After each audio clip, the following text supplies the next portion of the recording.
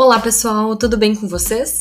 Bem-vindos e bem-vindas ao 15 por 15 do Kairos, há 15 anos produzindo conhecimento.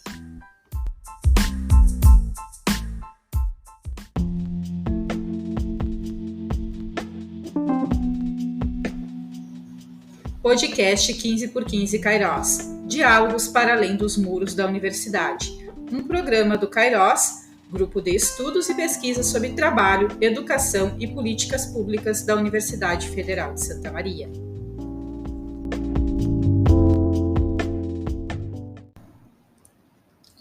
Olá, sejam todos e todas bem-vindos e bem-vindas ao nosso primeiro episódio do podcast 15 por 15 Kairos, há 15 anos produzindo conhecimento.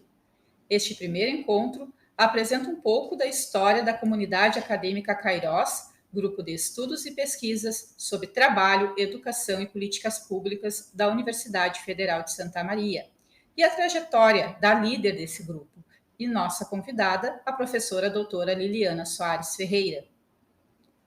Este programa será disponibilizado em formato de podcast no canal do YouTube do Grupo Kairos e nos agregadores de podcast. Serão 15 encontros dispostos entre os meses de janeiro e agosto do presente ano, com temáticas relacionadas ao âmbito da educação. De antemão, vou fazer uma breve apresentação dessa que vos fala e passar para minha parceira, que estará à frente junto comigo desse projeto, que integra a comemoração dos 15 anos do Kairos. Eu sou Miriam Alvarenga, graduanda do curso de Pedagogia da Universidade Federal de Santa Maria, bolsista de Iniciação Científica PIBIC-CNPq e integrante do Grupo Kairos.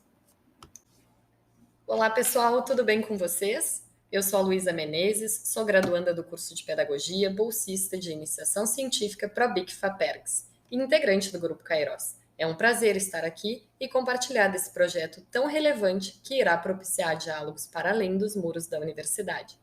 Agora, vou fazer uma breve apresentação da nossa convidada, considerando seu largo e significativo currículo.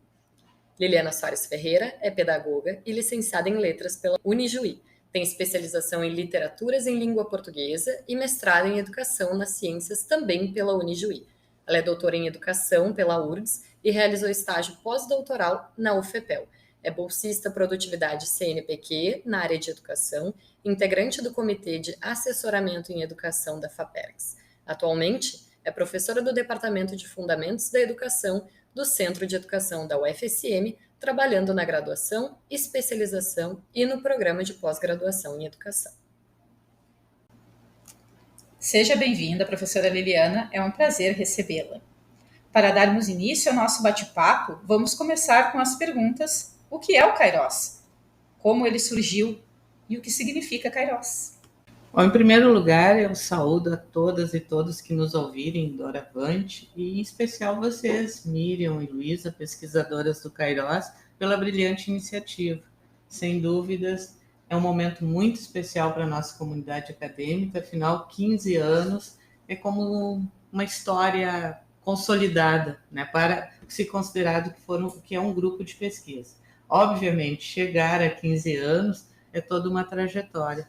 Se pode falar hoje de um grupo mais amadurecido, com um projeto claro, com perspectivas futuras, e essa construção dependeu de muitas e muitos sujeitos que configuraram a historicidade para nos trazer até este momento. O que é Kairos? Vamos dividir a resposta em duas palavras. Em duas explicações. A primeira é a palavra Kairos, que é uma palavra de origem grega, na Antiguidade Clássica, portanto, uma palavra com conteúdo pagão, né, antes do cristianismo, e significa o melhor tempo possível. Os gregos tinham 3 formas de explicar o tempo por meio de palavras que eram contextos semânticos, indicando a sua compreensão de tempo. O aion, que é um tempo devastador, destruidor; o kairos, que é esse melhor tempo possível; e o cronos, que é o tempo da mortalidade, o caminho em relação à finitude. Como nossa discussão central é educação e trabalho, pareceu-nos à época que kairos seria adequado, porque o trabalho, por mais que seja uma demanda humana que acaba revertendo contra o ser humano na medida em que se insere no capitalismo, também é a realização humana, pelo trabalho que eu me autoproduzo humano.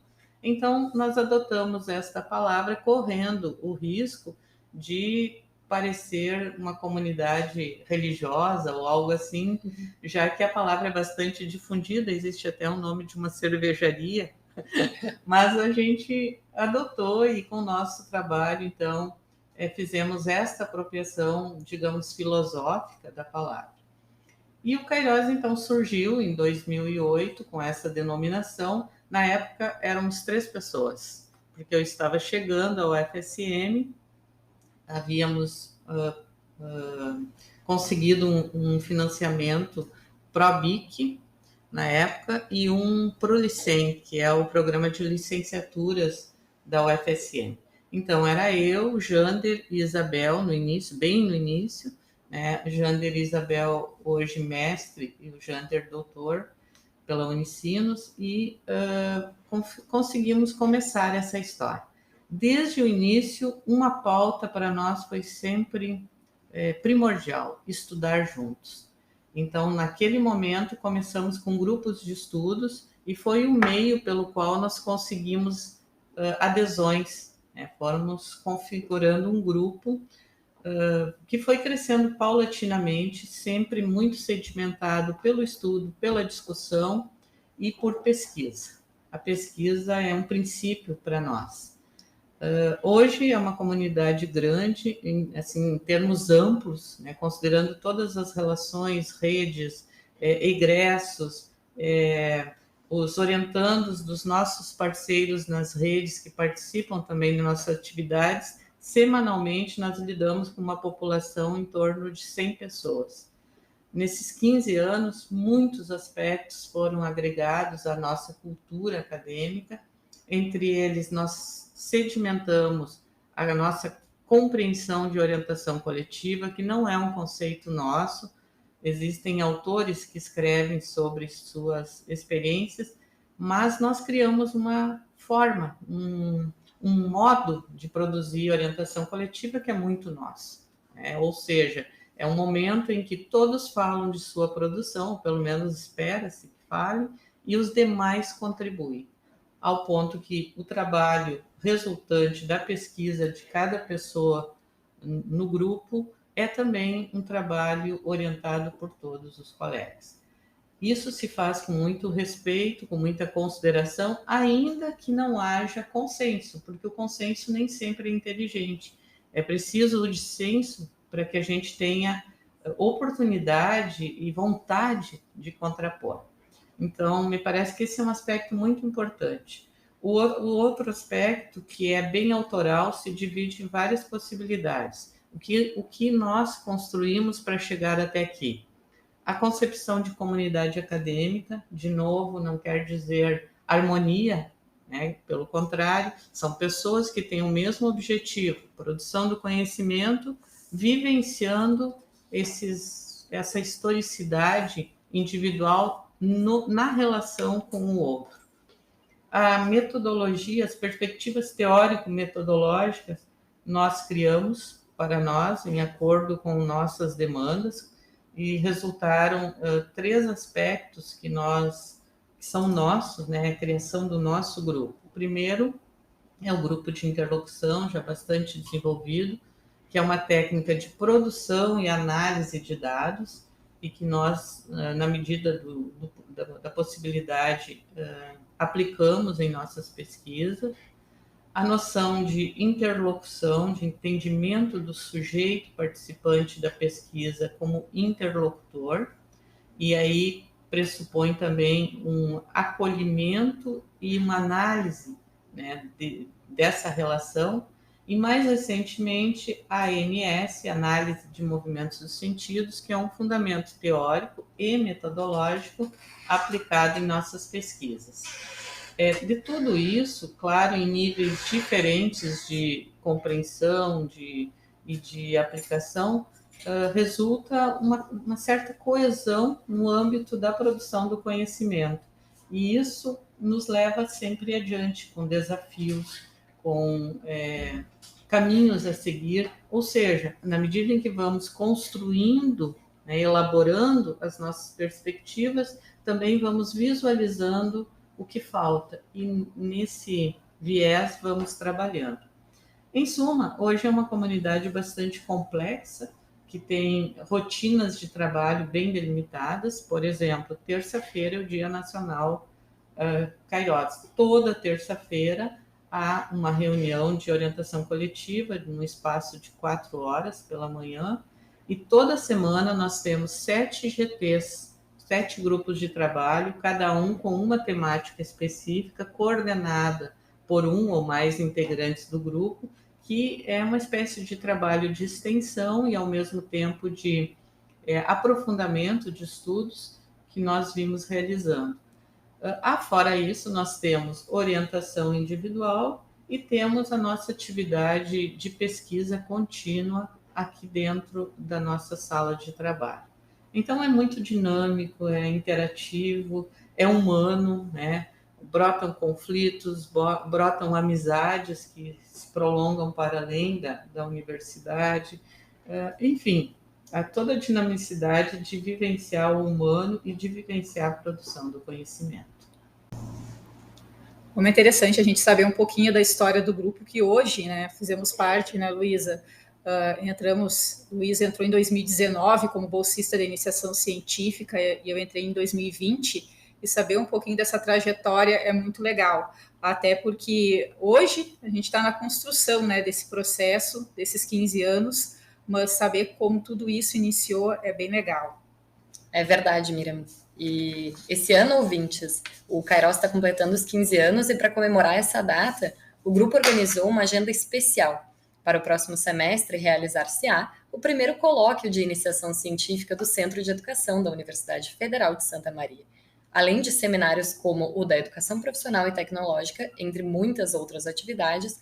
Já para o segundo semestre, uma programação voltada para os GTs, que são grupos de trabalhos, que são grupos de estudos e espaços de debate, na verdade, de diálogo, de leituras imbricadas com as categorias centrais para essa comunidade acadêmica. Os GTs também abordam temáticas como educação infantil, mundo do trabalho, capitalismo, Estado e a leitura de obras como O Capital, de Karl Marx, A Dialética do Concreto, de Kozik, assim como artigos e obras sobre sentidos e significados como o GT Vygotsky. Os GTs representam parte significativa dessa história. Professora Liliana, nos conte sobre esse processo de interlocução que ocorre dentro do Kairos e como os GTs potencializam esse movimento de produção do conhecimento. Então, antigamente nós tínhamos grupos de leitura e nos parecia bastante restrito. Então, criamos já há vários anos os GTs, e para o qual podem acessar, para o qual podem vir a participar pessoas que querem adentrar nas leituras sobre trabalho. A temática geral dos 7 GTs é educação e trabalho, mas cada um tem uma especificidade em acordo com os estudos que o coordenador do grupo, doutorando ou mestrando, está realizando. Eu agregaria a lista que vocês citaram, o GT-AMS, que é o grupo que desenvolve esse fundamento teórico-metodológico, análise dos movimentos de sentidos, que tem sido bastante produtivo no sentido de orientar o grupo para essa perspectiva de trabalho. Então, eu particularmente sou muito feliz com essa iniciativa, na medida em que, por meio desses grupos, há entrada na comunidade acadêmica. Ou seja, as pessoas iniciam estudando, a partir daí vão descrevendo seus interesses de estudo e passam, então, a participar do grupo na medida em que se compõem oportunidades, por exemplo, de participar como estudante em âmbito de aluno especial, que é a prerrogativa do programa, ou participam dos projetos de pesquisa.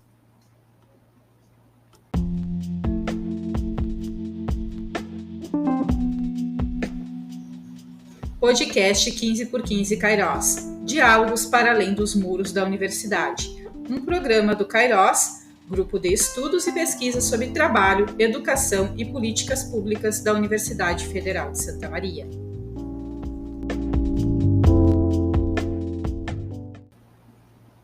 Já fica o convite, então, para todos os nossos ouvintes acessarem o Instagram, tem todo o card específico dos GTs. A todos os interessados é só entrar em contato, tem um grupo específico no WhatsApp, né, de cada um dos GTs. Estão todos convidados e convidadas a ingressarem.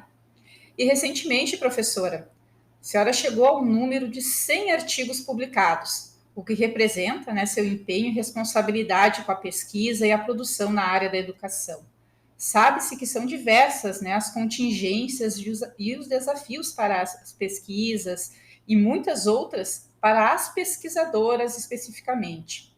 Assim, gostaríamos, primeiramente, né, de parabenizá-la pelo feito e lhe perguntar sobre os bastidores dessas produções. A que se deve esse feito ou a quem? O que norteia ou quais são as balizas para tais superações diante desse contexto? Eu acho muito importante essa pergunta para que eu possa falar a partir de algo que nos movimenta. A escrita, para nós, é princípio de pesquisa. E esse não é um conceito nosso, tanto esse conceito quanto o conceito ou a descrição escrever para pensar, nós recuperamos da obra do professor Dr. Mário Osório Marques, né, já falecido, infelizmente, mas que foi meu professor e muito me influenciou em relação à produção escrita.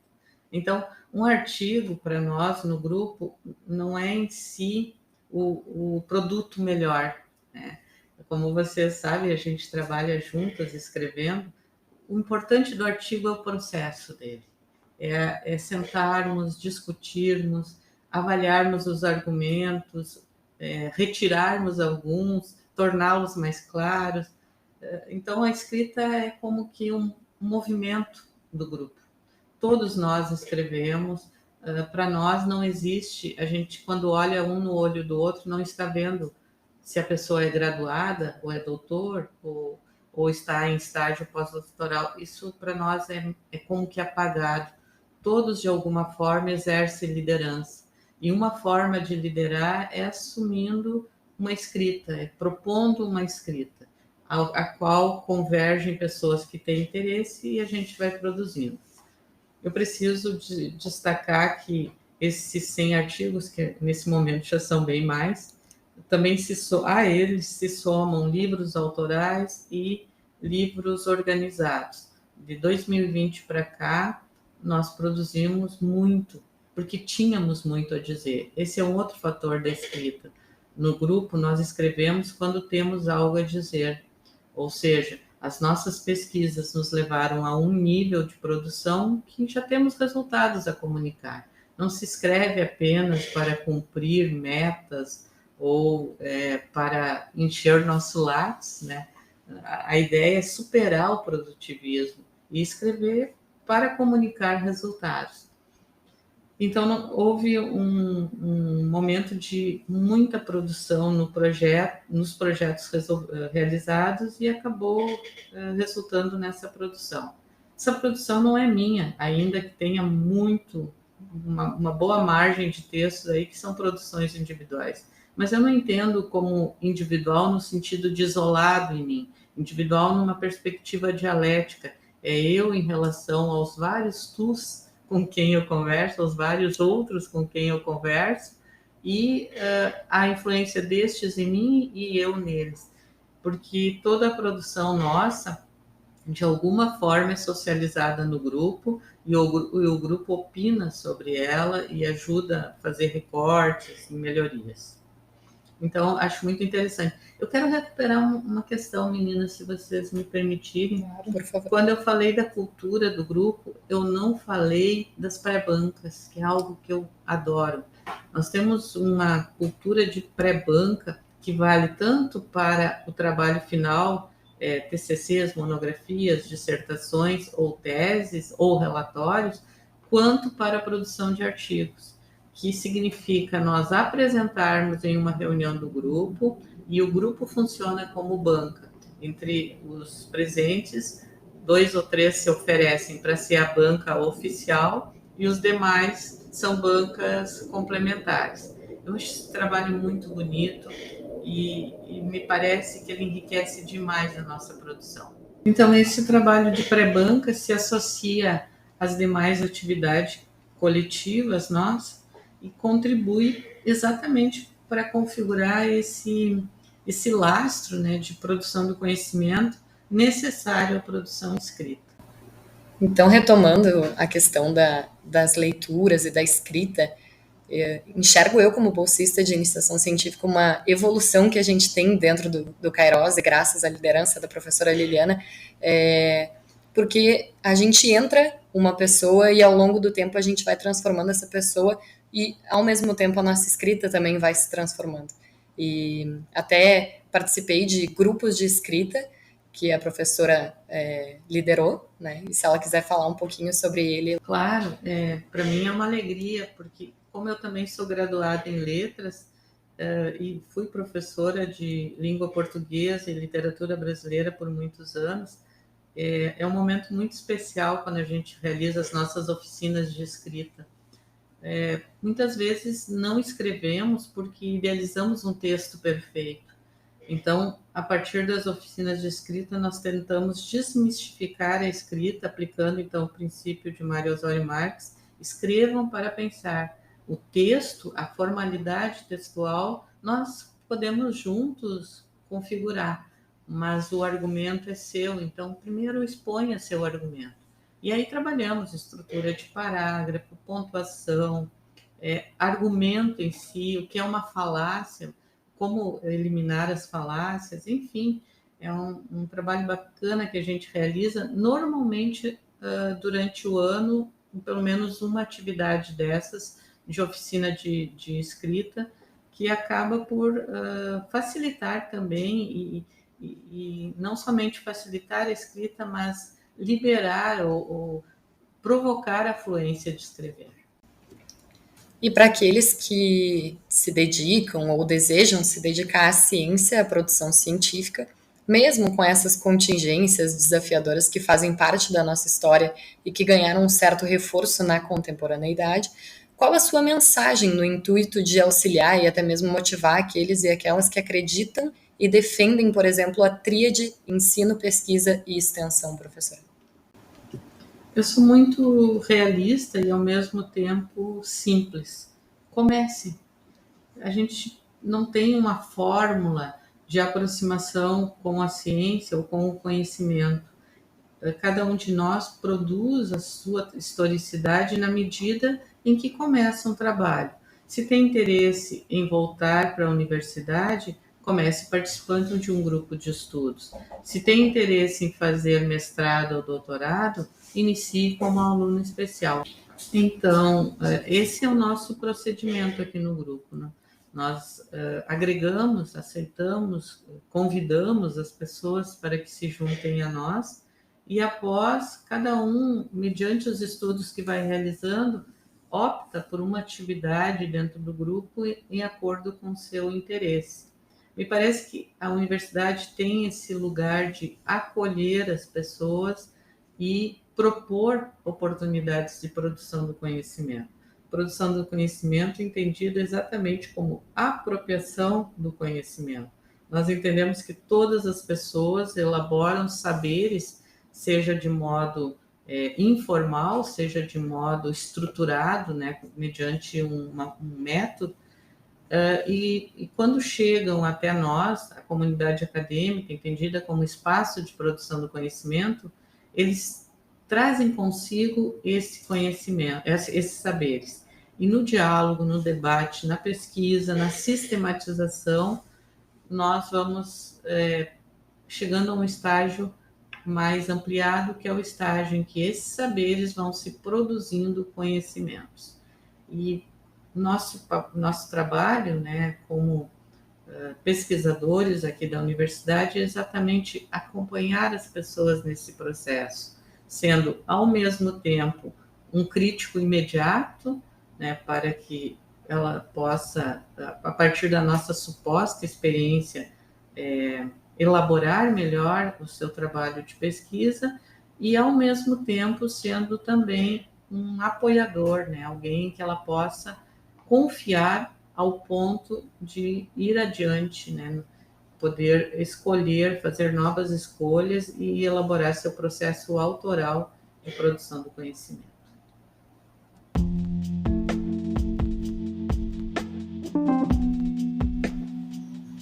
Podcast 15 por 15 Kairos. Diálogos para além dos muros da universidade. Um programa do Kairos, Grupo de Estudos e Pesquisas sobre Trabalho, Educação e Políticas Públicas da Universidade Federal de Santa Maria.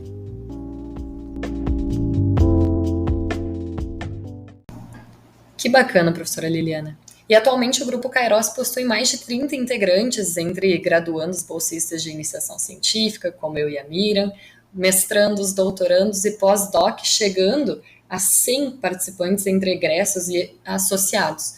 Então, tem um trabalho ativo junto a grupos internos da UFSM e externos a ela, exercendo forte protagonismo na elaboração, planejamento e organização de eventos, assim como nas diversas produções de artigos e livros, inclusive com egressos que continuam acompanhando o grupo. Da mesma maneira, o Kairos integra a Rede Gaúcha de Estudos e Pesquisas sobre Educação Profissional e Tecnológica e também a REPED, a Rede Nacional de Pesquisadores em Pedagogia. Fale um pouco mais sobre essa integração de grupos com o Kairos atualmente. Assim como nós somos uma comunidade acadêmica, também expandimos a nossa relação em torno do conhecimento com outras comunidades. Diariamente, nós temos uma vivência dentro da comunidade atual, mas essa comunidade atual acabou se espraiando, aumentou muito com as parcerias acadêmicas. São vários colegas em várias universidades, inclusive egressos, cujos grupos de pesquisa, de alguma forma, trabalham em algum aspecto junto conosco. No cotidiano, nós temos uma parceria já bastante antiga, que nós chamamos de grupos associados, com o Grupo Transformação, que é o grupo de estudos sobre trabalho pedagógico e políticas para a educação profissional e tecnológica, liderado pela doutora Marigleide Severo Marasquim, que é egressa, né, do Kairos. E, mais recentemente, trabalhamos junto com um colega da LP2, linha de pesquisa do programa de pós-graduação em educação, o professor João Francisco Ribas, com o grupo GEP, que é o Grupo de Estudos Praxeológicos, e são os grupos mais próximos, até porque integram a UFSM. Mas nós temos grupos parceiros na Bahia, no Tocantins, no Acre, também temos uma parceria com colegas da Paraíba, enfim, são muitos colegas, eu espero não ter esquecido nenhum imediatamente. E dentro do grupo, os doutores, alguns deles continuam participando. Isso dá uma dinâmica muito interessante para o debate, porque eles agregam a experiência vivenciada como estudantes aos argumentos que agora os atuais acadêmicos estão debatendo. Nós temos também atualmente 4 pós-doutoramentos em supervisão. Vou começar pelo mais antigo, que é a professora doutora Ana Sara Castamã, no programa de educação profissional e tecnológica do IFRS.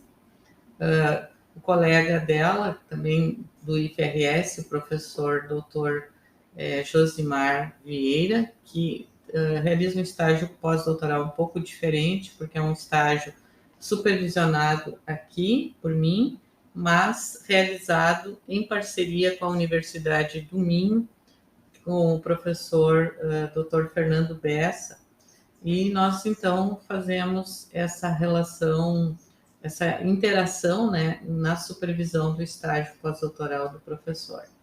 A professora Márcia Helena Rostas, do Instituto Federal Sul-Rio Grandense, e o Dr. Marcos Correia, Brito Correia, que está aqui presencialmente participando de todas as atividades e é também egresso do Kairos.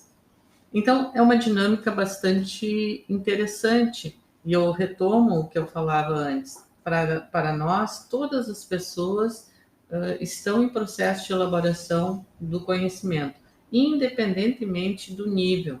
Nesse sentido, pós-doutorandos, graduandos, mestres, doutores, especializandos, não são a prioridade, não são para nós um título, né, mas são um processo. E, portanto, qualquer um deles, a qualquer momento, pode propor algo, pode debater algo em nível de igualdade. Nós chamamos isso de um princípio em que a palavra circula. Entendemos que se a palavra não circular em nível de respeito e igualdade, não há como se produzir conhecimento, porque haverá estruturas, né, de relacionamento que impedirão a dialogicidade, ou o debate, ou o que for. Então, para nós isso é importante. Cada uma e cada um são em si um potencial líder, né, no sentido de fazer essa palavra circular. E é isso que dá esse dinamismo, a beleza da nossa convivência, sempre privando, né, privando ocorrências em que possa haver um conflito que possa desrespeitar o outro. O conflito é necessário, faz parte, nós tentamos mediá-lo pelo debate, às vezes não se consegue, né, é natural, não se consegue resolver, minimizar o conflito, mas sempre tudo é debatido. A gente apresenta as questões em grupo e discute em grupo, mesmo aquelas que, porventura, sejam mais dolorosas de debater, com todo o respeito, nós o fazemos e permitimos que cada um expresse a sua opinião, votamos todas as decisões, enfim, tudo é realizado na medida do possível, de forma mais dinâmica e coletiva possível. É um processo de aprendizagem, não é fácil, nós precisamos fazer as nossas autocríticas. Nesse sentido, é importante frisar algo que antes eu não mencionei, que também na cultura do grupo há os seminários internos. São oportunidades semestrais, normalmente no início do semestre, em que o grupo se retira da universidade, encontra um espaço diferenciado e durante um dia nós avaliamos o que realizamos no período anterior, aprofundamos a discussão de algum tema em debate e prospectamos as próximas atividades. E nesse momento de avaliação, então, são apresentadas as questões que foram, digamos, os pontos fracos, né, digamos assim, dos momentos vividos e as possibilidades de superação. Para nós, a avaliação, que é contínua, tem nesse seminário um ponto de sistematização. E a partir do que é sistematizado, então é elaborado uma espécie de projeto para que no próximo semestre questões relevantes sejam levadas em conta. Muito bem. E falando no seminário agora interno, e a gente mencionou anteriormente também sobre a agenda especial em comemoração aos 15 anos, soma-se essa agenda, né, os estudos orientados, as pré-bancas, defesas, qualificações dos seus integrantes. Professora Liliana, como fica essa diversidade de movimentos para além da docência? Como está o seu coração, seus sentimentos, suas expectativas? Vamos considerar o pós-pandemia também. Quais são os objetivos para essa nova etapa que o Kairos inicia, esse próximo passo? Miriam, é uma dinâmica muito intensa. Eu tenho certeza que eu não conseguiria vivenciar tudo se não fosse essa autorresponsabilização de cada integrante do grupo. O fato de que nós, de certo modo, somos muito autônomos em propor e realizar o que propomos. Há um índice de compromisso de cada uma e cada um que me encanta, né? As pessoas sabem das dificuldades, mas acabam assumindo atividades e dão conta dessa atividade de forma autoral, autônoma. E o conjunto desses esforços é que faz com que tudo dê certo. Eu tenho certeza que se eu fosse a pessoa que liderasse cada uma atividade, eu não daria conta, né? É graças a cada um e a cada uma de vocês que o processo acontece. Então, eu tenho um misto assim, de orgulho, de alegria, de satisfação e que se reverbera e que se expande a cada momento público, né, de socialização, seja um evento, seja um artigo publicado, seja uma defesa de trabalho final. Em cada momento, quando eu vejo todo o grupo ali, ou pelo menos a maior parte dele, prestigiando, estando juntos e sabendo que aquele trabalho que está sendo publicizado é um pouquinho de cada um, eu renovo essa alegria, né? Eu tenho certeza que do grupo, além da produção do conhecimento que cada um leva consigo, se produzem também outros sentimentos no sentido de configurar a nossa humanidade. Eu não diria que é fácil, né? Porque existem momentos em que os conflitos mexem conosco, ficamos tristes, ficamos decepcionados, mas até mesmo isso nos enriquece.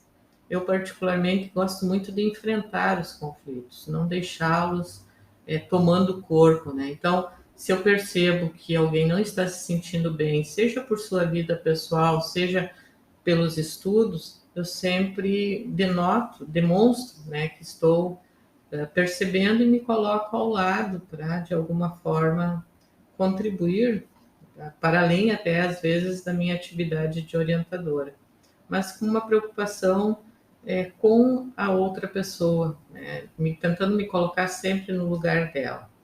Eu penso que o fato de nós termos a possibilidade de falar abertamente o que pensamos, isso é muito saudável.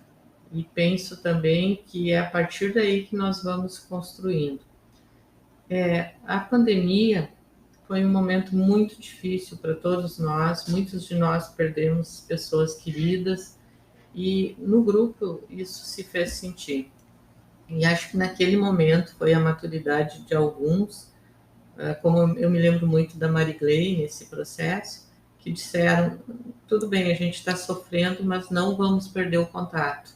E então, bem no começo do período de afastamento decretado pela universidade, nós começamos as reuniões virtuais. E passamos o tempo todo em que não podíamos frequentar a universidade, agregados pela tecnologia, né? Pela possibilidade de utilizar alguns recursos. E isso manteve, de certo modo, a nossa sanidade, porque, assim como todas as pessoas que viveram esse afastamento, que viveram o medo, né, diante de algo que não se conhecia, principalmente no primeiro semestre de 2020, nós estávamos bastante abalados. E naquele momento a gente segurou a barra de cada um, né, falando coloquialmente. Ou seja, nós ouvíamos, falávamos do que estávamos sentindo, e eu acho que isso foi muito sadio da nossa parte. No momento em que pudemos voltar ao nosso espaço, já voltamos ao trabalho, enfim, tornamos o trabalho algo que naquele momento nos distraía de uma dor maior, e o fizemos de forma coletiva. Então, fomos muito modificados emocionalmente, muito afetados subjetivamente pela pandemia, mas creio que nossa resposta foi muito madura como grupo de pesquisa, muito equilibrada. Entre nós existem profissionais de todas as áreas, porque é uma característica nossa. Nós agregamos engenheiros eletricistas, psicólogos, pedagogos, filósofos, sociólogos, assistentes sociais, enfim, não há uma prerrogativa em relação a conciliar, né, áreas. Para nós, a diversidade fundamental enriquece o debate. E naquele momento, essa diversidade foi muito salutar, na medida em que nós tínhamos opiniões de várias áreas para nos ajudar a entender o momento pandêmico. Até hoje ainda estamos analisando os impactos da pandemia na educação. Realizamos inclusive um seminário no doutorado sobre esse tema, coordenado pela Marigley Marasquim e eu, e estamos vivenciando todas as possibilidades de compreensão. E creio que esse é o rumo. Diante da dificuldade coletiva, social ou pessoal, estender a mão, se colocar ao lado e tentar verbalizar, né, discursivar o mais possível aquilo que está incomodando. Eu acho que esse é o nosso segredo como grupo, de fazer essa palavra circular de modo curativo, digamos assim, saudável, né, de modo que todos se sintam acolhidos, desafiados, valorizados, né? Eu acho que o grupo faz muito isso, de valorizar o outro na sua vivência, e comemoramos muito cada artigo publicado, cada trabalho concluído, o Natal, comemoramos o período junino, festa é conosco mesmo. Então, nós tentamos conciliar a vida cotidiana e a vida acadêmica, integrando-a o mais possível, porque a produção do conhecimento precisa ser alegre. A gente tem a sensação de que cada vez que estuda algo novo, rejuvenesce. E isso tem que ser um fenômeno alegre, não pode ser algo torturante, ainda que disciplina seja necessária. Não há como produzir conhecimento sem disciplina. Mas quando se sente que há pessoas ao nosso lado, isso toma proporções mais leves. É isso que a gente tenta fazer. Com alguns com muito sucesso, com outros com médio sucesso, com outros, às vezes, com algumas fissuras. Mas esse é o nosso caminho. E eu tenho certeza que vocês, assim como eu, estão empenhados nisso, né? Se percebe, tanto é que esse trabalho de podcast aqui, totalmente autoral da parte de vocês, é um indício disso, né? Para além de todas as atividades que vocês têm, ainda criaram mais um projeto que não tinham a obrigação de fazê-lo, mas o fazem com alegria, com dedicação, uma preocupação com os detalhes. Isso acalenta a minha alma. Obrigada. Merece, professora. E agora, com esses movimentos todos, qual esse próximo passo? Então, qual a próxima etapa que o Kairos irá iniciar nesses 15 anos? Quais são as expectativas? Saberemos. Eu não tenho essa resposta, porque a minha atividade, né, com o que a gente denomina líder, é uma atividade socializada. Eu tenho sonhos, muitos sonhos, tenho vontade de aprofundar mais o debate teórico. Precisamos retomar com menos período de distância as nossas oficinas de escrita.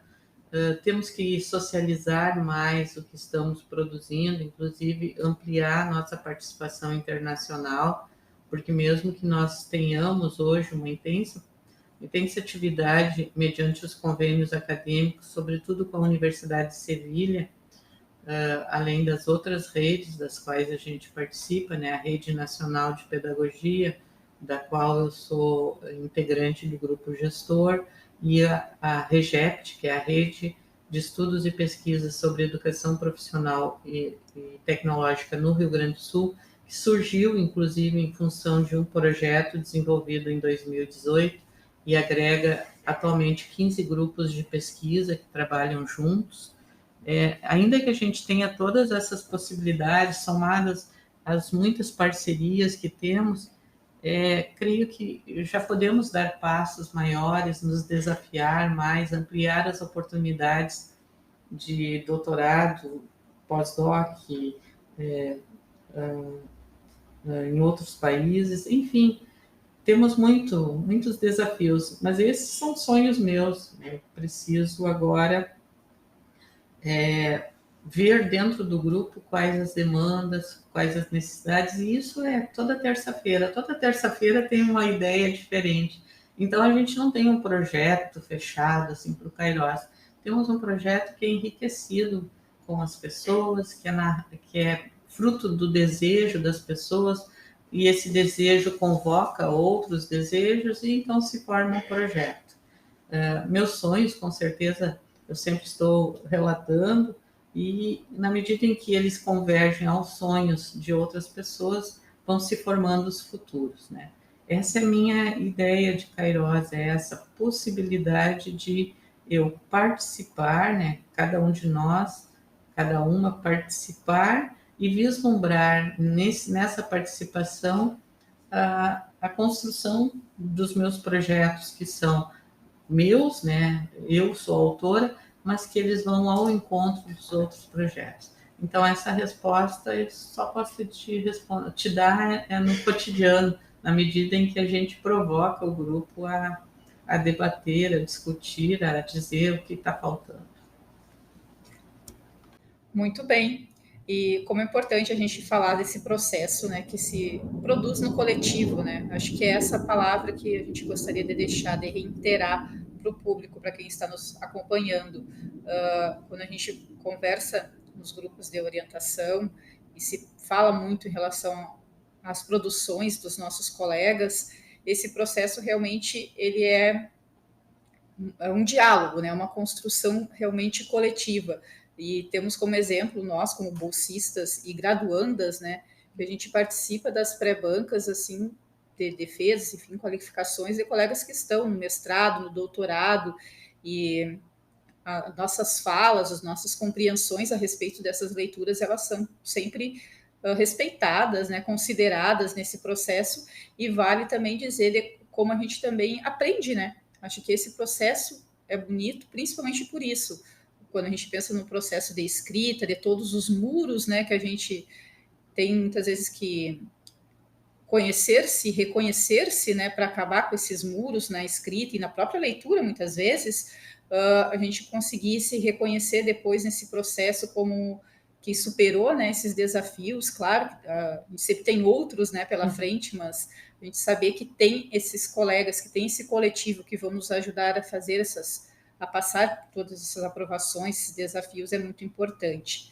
E agora fica, na verdade, uma mensagem que a gente gostaria, né, que a professora falasse um pouquinho sobre os projetos de pesquisa, como esse processo acontece no Grupo Kairos, como hoje estão esses projetos, como acompanhá-los.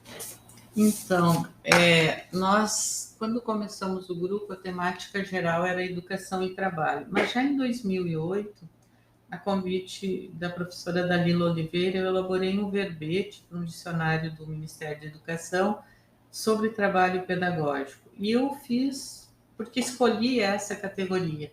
E nessa escolha me dei conta que era isso que eu queria trabalhar naquele momento.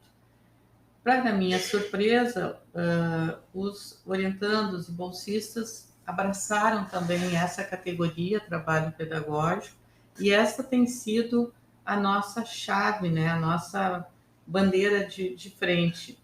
A maior parte dos trabalhos concluídos tem como centralidade a categoria trabalho pedagógico. E a nossa produção hoje sobre o tema é muito vasta, tanto é que nós estamos participando agora de um segundo dicionário confeccionado, coordenado pela professora Selma Pimenta, fazendo uma nova versão desse verbete, digamos assim, e temos vários livros e artigos publicados sobre o tema. Então, nossos projetos de pesquisa têm a ver com o trabalho pedagógico. Atualmente, nós estamos com 2 projetos, ambos sobre trabalho pedagógico, um deles especificamente sobre trabalho pedagógico na educação profissional e tecnológica, que é o meu projeto de bolsista produtividade e que também agrega temas que têm a ver com essa centralidade temática, que é analisar o trabalho pedagógico desenvolvido nessa modalidade de educação. E o outro projeto mais amplo é sobre trabalho pedagógico como categoria. Eu estou concluindo agora uma pesquisa sobre a historicidade do trabalho pedagógico no Rio Grande do Sul, que é um nome amplo para descrever como se articularam os professores, as escolas, e dentro delas, por meio desses autores, como se produziu o trabalho pedagógico. É uma pesquisa assim de fôlego, eu já estou trabalhando nela há 2 anos, e agora começo então o processo de sistematização dos dados e pretendo até o final do ano publicar então sob forma de livro. Estou muito encantada com essa pesquisa e tenho me dedicado a ela com bastante afinco. Nesse meio tempo, nós descobrimos, pesquisando, que na minha cidade natal, Lavras do Sul, não havia uma sistematização da historicidade da educação. Então, o grupo foi até Lavras do Sul, vocês, inclusive, tivemos acesso ao acervo da Secretaria de Cultura, e agora estou sistematizando, então, um artigo com esses dados. E também tem isso, nós, funcionários públicos, com o nosso trabalho, precisamos, de alguma forma, dar respostas às comunidades, né? Produzindo conhecimento que, de alguma forma, contribua para essas comunidades. Então, a pesquisa para nós é isso, é o carro-chefe que nos permite a extensão e a produção das aulas, do ensino, enfim, na medida em que nos subsidia, nos reencanta com o mundo e nos permite produzir o conhecimento necessário para as outras atividades. Não há como participar do Kairos sem pesquisar, né? A pesquisa é para nós cotidiana, desde as perguntas simples até o processo mesmo de pesquisa, sempre com muito rigor acadêmico, com muita disciplina acadêmica e sempre partilhado.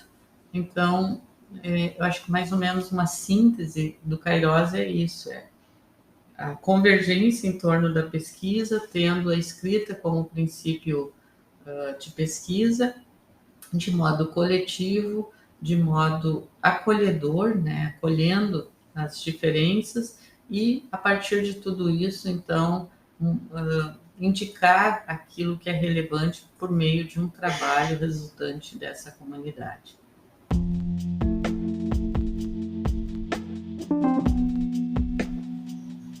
Podcast 15 por 15 Kairos. Diálogos para além dos muros da universidade. Um programa do Kairos, Grupo de Estudos e Pesquisas sobre Trabalho, Educação e Políticas Públicas da Universidade Federal de Santa Maria. Este foi o primeiro episódio do podcast 15 por 15 Kairos, há 15 anos produzindo conhecimento. Conhecemos hoje um pouco sobre a história da comunidade acadêmica Kairos, da sua líder, professora doutora Liliana Soares Ferreira, e deste projeto que integra a programação em comemoração aos 15 anos do Kairos. Aguardamos vocês no nosso próximo episódio, que abordará o tema Iniciação Científica na Vida Acadêmica, Desafios e Vivências, disponíveis nas plataformas a partir do dia 30 de janeiro. Obrigado a todos e a todas que estão nos acompanhando. A professora Liliana, foi um prazer tê-la conosco nesse primeiro encontro que demarca a relevância das comunidades acadêmicas para a pesquisa e produção científica, principalmente no que tange à área da educação. Professora, por favor, os seus agradecimentos. Reitero a minha gratidão por vocês elaborarem, realizarem esse projeto, que eu tenho certeza será muito importante para o registro da historicidade do Kairos, para que nós também possamos reavaliar, porque toda vez que você fala de um projeto, você, a bem da verdade, está organizando, né, a sua compreensão do projeto, está reescrevendo, né? E para nós, o Kairos é um projeto acadêmico aberto, intenso, e que nos movimenta, nos determina até a nossa vida, porque por mais que você diga, eu não misturo minha vida acadêmica com a minha vida pessoal, me parece que isso é quase impossível. Então, de alguma forma, a gente interfere na vida pessoal, e por isso precisa ser com cuidado, né? Com seriedade. Eu acho que essa é uma marca do Kairos, nós somos muito sérios no que fazemos. Então, eu agradeço muito por essa oportunidade, agradeço à comunidade Kairos por tudo que fazemos, vivemos juntos. Reitero minha confiança, minha gratidão e minha responsabilidade, né, com esse projeto. E sigamos, né? Eu acho que esse ano vai ser muito especial para nós e com certeza temos muito a comemorar. Obrigada, meninas. Eu sou a Luísa Menezes. Eu sou Miriam Alvarenga. E esse foi o primeiro episódio do podcast 15 por 15 Kairos. Fiquem bem e até o nosso próximo encontro. Um grande abraço das gurias da Iniciação Científica. Inscreva-se no nosso canal do YouTube, ative o sininho para receber as notificações, nos sigam no Instagram, deixem comentários, perguntas no nosso direct e acompanhem o podcast 15 por 15 Kairos para ficarem por dentro de toda a programação dos 15 anos da comunidade acadêmica.